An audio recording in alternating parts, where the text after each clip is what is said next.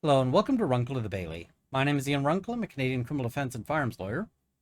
Today I want to talk about one of the most messed up police tactics. This is incredibly manipulative, deceptive, abusive. It's literally Orwellian, and I'm going to explain that later. But this is a tactic that's banned for use in the US because of how messed up it is. And yet the police in Canada are allowed to and do use this tactic. What I'm speaking about is the Mr. Big sting. And if you're wondering what this is, if you're not familiar with this, basically the police have somebody who they suspect of a crime, typically a pretty serious crime. And they will then go and deploy undercover operatives, and those people will, without sort of disclosing that they're police or anything like that, worm their way into this person's life. They will pose as friends, they will pose as confidants, and in some cases, they will pose as romantic partners. The police have said that they consider it within the realm of acceptability to even sleep with a target if that will help them continue with this operation. So, in the course of doing that, they then go and pretend to be sort of criminals, typically. They'll pretend that they are involved in some sort of criminal operation and they will involve this target in these fake crimes. Now, in the course of that, they may pose as being sort of scary individuals. There have been Mr. Big stings where they've sort of done fake murders and fake violence and those kind of things in order to convince the target that they're really actual bad people. They'll also spend a lot of money and often make payments to the person. All of these are things that we're going to discuss in terms of whether or not this should be an allowable tactic. So I want to start with an example here, and this is the case of the King and Hart. This is a Mr. Big sting that went all the way up to the Supreme Court. Now, this is one that was tossed out, but it ended up setting the rules that allowed them to do a lot more of these. What they should have done is not only toss out this case, but also just said, listen, you can't do this anymore. This is not acceptable. So let's have a look at what went on in that case. So they say, turning first to the circumstances in which these confessions were made, I am of the view that the circumstances cast serious doubt on the reliability of the respondents' confessions. Now, just as a bit of background, Mr. Hart, they thought he had murdered his daughters by drowning them. His story was that he'd had a seizure and that they had drowned while that was going on. So they set up a Mr. Big sting in order to convince him to confess to the murder. Let's see sort of how that went. So they say, at the time the Mr. Big operation began, the respondent was socially isolated, unemployed, and living on welfare. Over the next 4 months, the Mr. Big operation transformed the respondent's life, becoming its focal point. The respondent participated in 63 scenarios in which he worked with undercover officers. He also had near daily phone contact with two of these officers, Jim and Paul, who became his closest friends. Those will not be their real names, just their undercover names. Even when the respondent was not working with the undercover officers, much of his time was devoted to the work doled out to him by the fictitious organization. He spent long hours driving across Newfoundland, spending nights in hotels, as he delivered mysterious packages and cargo. By all accounts, this was a lengthy and intense operation. Why do they have him just delivering mysterious packages? Well, because they can imply that he's delivering, drugs or something without him actually committing a crime here.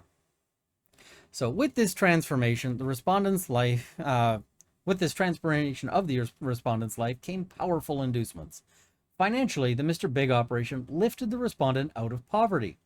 Undercover officers paid the respondent over $15,000 in cash for his work, and they promised him much greater financial rewards in the future if he was admitted into the organization. The undercover officers had him count hundreds of thousands of dollars in cash and told him a $25,000 payday was coming if he was allowed to participate in an upcoming big job. There was a corresponding change in the respondent's lifestyle. Dinners at expensive restaurants became common. Paul bought the respondent new clothes to wear, and the respondent relied on Paul to teach him how to behave during their dinners, as dining at expensive restaurants was all new to him, and he often felt uncomfortable.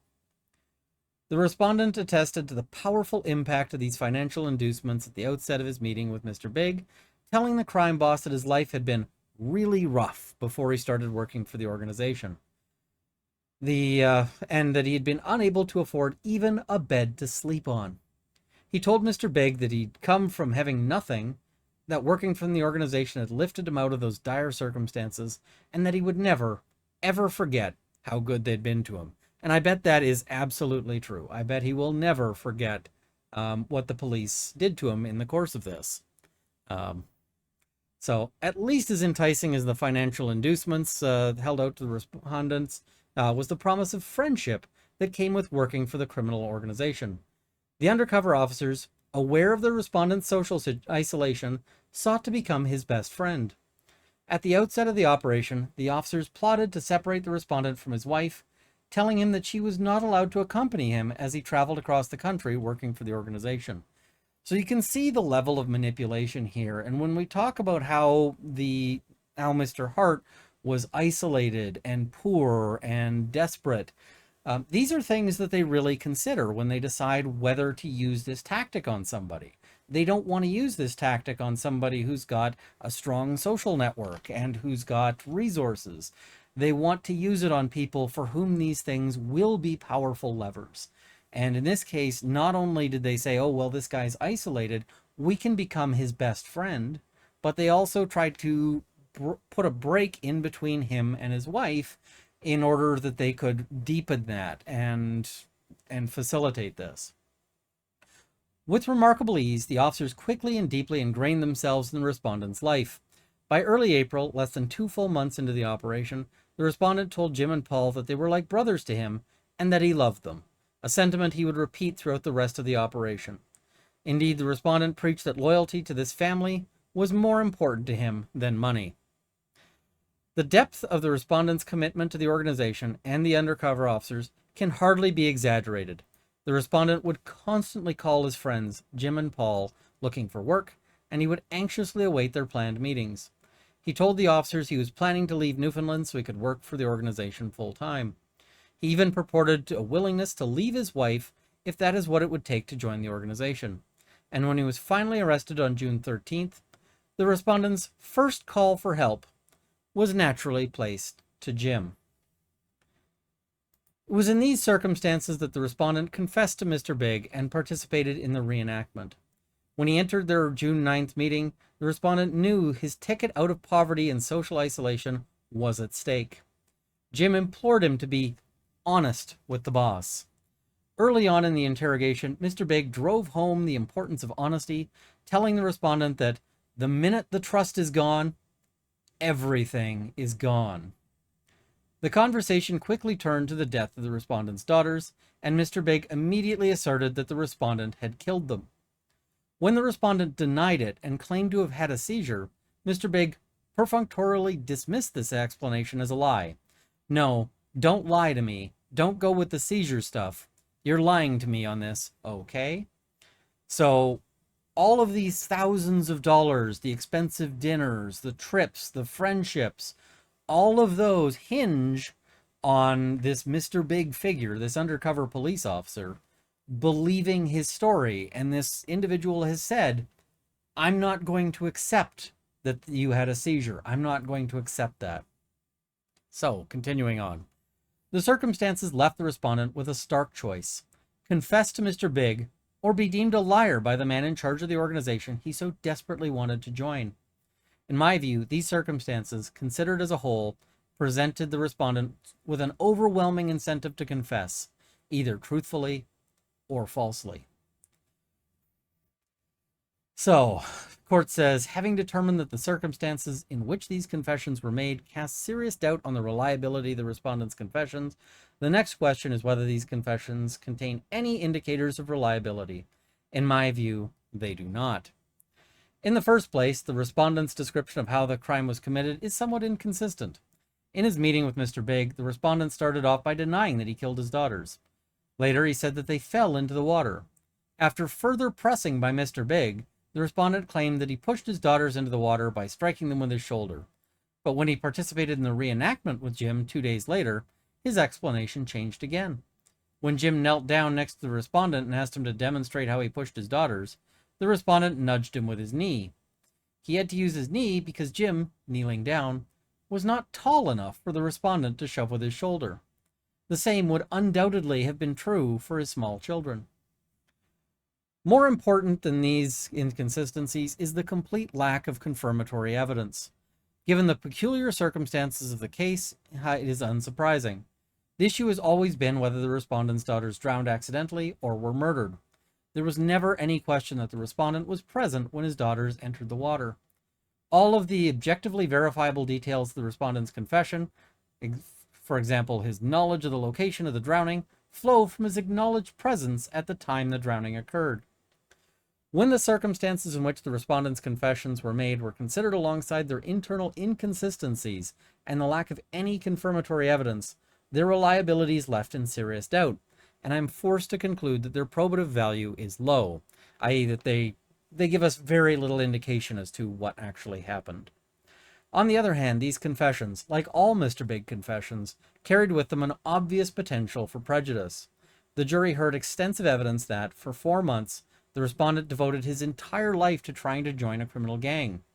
They heard that he repeatedly participated in what he thought were criminal acts, including transporting stolen property and smuggling alcohol. On one occasion, he and Jim, wearing balaclavas, broke into a car to steal a package from it. The jury was repeatedly told that the respondent had described himself as having no limits and that he would do anything as long as the trust was there. And it is easy to see how the jury could come to view the respondent with disdain. Like, who's gonna, when you hear that this guy is this criminal, whatever, evidence that would normally be completely inadmissible at a trial. If these had been actual crimes, like if this was his actual criminal history, all of this would be inadmissible. You would not be able to tender this at a trial. Here was a man who bragged about killing his 3-year-old daughters to gain the approval of a gang of criminals. The potential for moral prejudice in these circumstances was significant. Comparing the probative value and prejudicial effect of these confessions leads me to conclude that their limited probative value is outweighed by their prejudicial effect. Put simply, these confessions are not worth the risk they pose. In my view, it would be unsafe to rest a conviction on this evidence. I feel like it's an incredible understatement to call this messed up, because this feels, frankly, a little psychopathic. To go in and create this entire fake life where you're just messing with this person, and like that is crazy. And earlier I said that this was Orwellian, and I mean that because the plot of 1984 literally includes a Mr. Big sting. Mr. Charrington, who is the owner of the antique shop, who is the undercover officer who brings in the main character, is running a Mr. Big sting. So calling this Orwellian is actually in no way an understatement. It is just the literal truth. And I want you to consider the fact that it's very likely that Mr. Hart did not commit the crime. He didn't know how the crime could have happened. When he was asked to reenact it, he's like, I must have pushed them with my shoulder. And then later when he actually goes out there, it's like, I guess that wouldn't have worked, so I need to use my knee instead. They basically took this guy and they created a fake world, a much better world, a world where he suddenly had access to friends, had access to travel, had access to money, these expensive dinners, all of these things, all of the nice stuff that he was not able to get otherwise. And keep in mind, in some other cases, they have literally had fake romantic interests who were police officers pretending to be a girlfriend of people who their entire life had been socially isolated and hadn't had anything like that, had never had a girlfriend before, and suddenly they've got one because there's a cop who's willing to play make-believe. This, you've got to think that this would be something that might convince anybody to confess, and it may well have done so in the case of Mr. Hart, and it may well be, it seems most likely, that Mr. Hart never actually did the crime. So let's imagine he doesn't confess. Let's imagine that they try for months and they, what happens? Well, they've built this whole life up for him, and then suddenly they're just going to take it away. It's just going to vanish in a puff of smoke. That's the game plan if he doesn't confess, is that this whole lifting him out of poverty, giving him friends, those friends will betray him.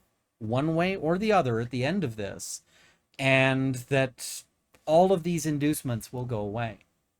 Now, I mentioned before that by using this Mr. Big sting, they get to put to the jury all of these details that would otherwise be inadmissible, all of these other purported criminal acts.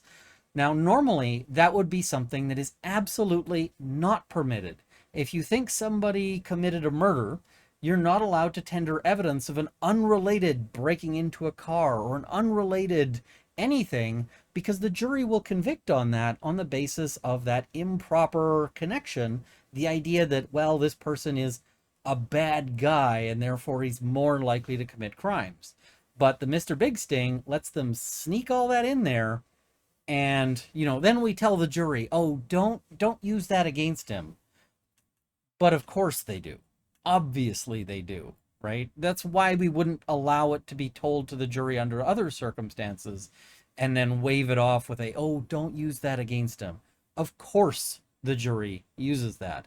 A Mr. Big trial has that fundamental unfairness baked right in, and that fundamental cruelty baked right in. Keep in mind that unless the person confesses, it never goes to a trial. So there may be a whole bunch of Mr. Big stings, we don't know how many, that are aimed at people who ultimately don't confess, who ultimately didn't do it, didn't do the crime. The police thought they did, and they were wrong.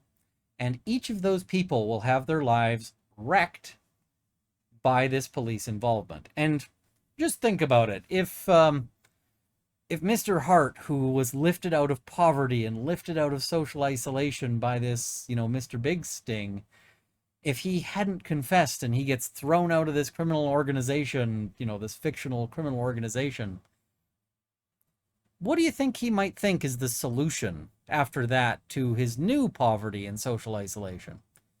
Do you think he might think that crime suddenly looks like a pretty good idea? Yeah, I think that's likely. So there's other big problems here. Let's imagine a circumstance where you're in a police interrogation room and the officer says, you know what, we've been going at this for a while. I'm really tired. How about you confess and I'll just give you $15,000 if you confess. I'll just bring in the cash right now. You can have that money if you're willing to confess. Well, that confession would not be allowed in court because it would be deemed to be an involuntary confession. It was the result of an inducement. And that would be true even if that confession turned out to have other indicia of reliability. Like somebody says, I murdered this person, and here's where you can find the murder weapon, and here's where you can find the body. It'd be, well, sorry, too bad. You're not allowed to give the person a reward to convince them to confess, because there's such a high possibility of inducing false confessions that we don't allow that. But we kind of ignore that rule for Mr. Big stings. Mr. Big stings, we go, who cares? Whatever. Just so long as there's other indicia of reliability, we'll let it in. The other thing you would never be able to do in an ordinary interrogation is suggest the possibility of violence if somebody doesn't confess. But that has been a thing that has been sort of a feature of many Mr. Big stings. Obviously, there's this criminal organization, and this criminal organization, they're a bunch of bad guys, right? And so when they say, we need you to confess to this, and we're sure you did it, what do you think happens if you piss them off? Do you really want to piss off the head of a criminal organization? And do you think that the head of a criminal organization, if you're brought in for a meeting to join them, and he thinks you're lying to them and doesn't let you join for that reason, how do you think that normally would end?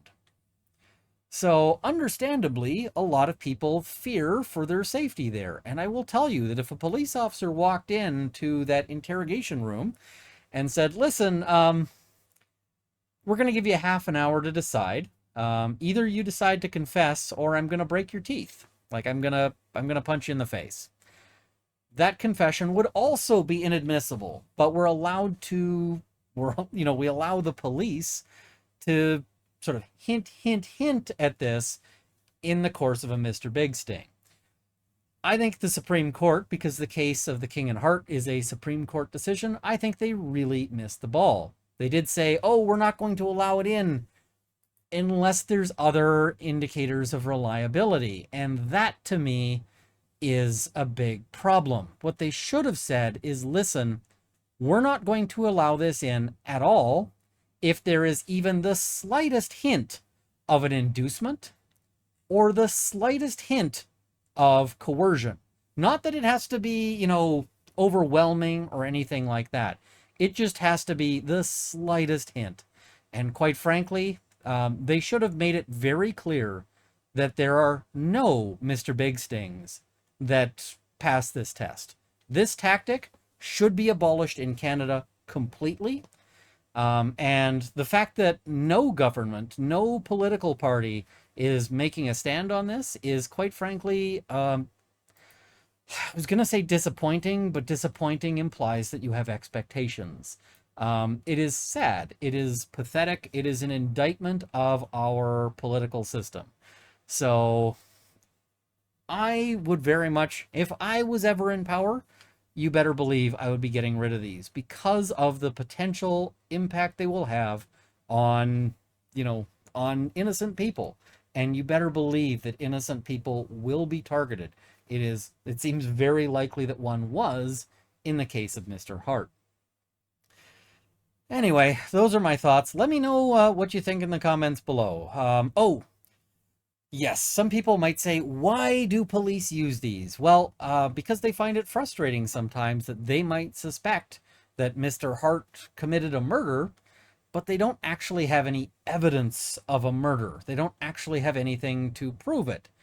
Although keep in mind, if Mr. Hart did have an epileptic seizure, then his case became all the more tragic. He tragically lost his daughters and then was tragically abused viciously by the government in response. And that's messed up. But so the police like them because they might be able to sort of bust open a case that they couldn't get any other way. But there's other factors. Do you think the police enjoyed those expensive dinners? You bet they did.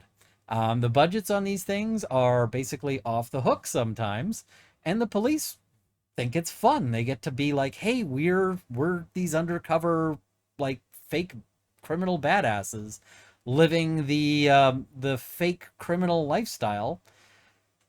Yeah, they like that just fine. So the police kind of have their own incentives to do it. The amount of money spent on these things is sometimes tremendous. Huge amounts of money can be spent on these things. So yeah, if you're wondering why the police like them, wouldn't you want to be able to take somebody for expensive, fantastic dinners and play spy? Doesn't that sound like fun? Assuming you don't mind messing with somebody, but it's okay, they told you he's a murderer. It might actually just be that he's a guy who tragically lost his daughters and that you're kicking him while he's down. But they told you he's a murderer, so it's okay, right? I sometimes wonder how, like, they ask criminal defense lawyers, how do you sleep at night? And I go, well, I'm sure those officers are like, well, we know that he actually did it. And I'm like, I hope that doubt doesn't creep in, because that could really destroy a man, I think. Anyway, thank you guys for watching. Let me know your thoughts in the comments below. I hope you found this to be interesting or educational. Please like this video, share it with your friends, subscribe to see more content. I've also got a link to my Patreon below if you want to support. And I also want to thank my Patreon supporters at the $50 level: Purple Dragonair, Cielo, CCFR, PJs Forever, Canada's National Firearms Association, and the Canadian Shooting Sports Association. At the $20 level, Lindsay Metcalf, Larry Kalniak, Kyle Fox, Drunkle of the Baileys, Cameron Johnson, Andrew Elsett, Vicky, and Dorky Dane. Thank you as well to my $10 supporters who will be in the call immediately following. Thank you for watching. Hope this has armed you with knowledge. See you next time.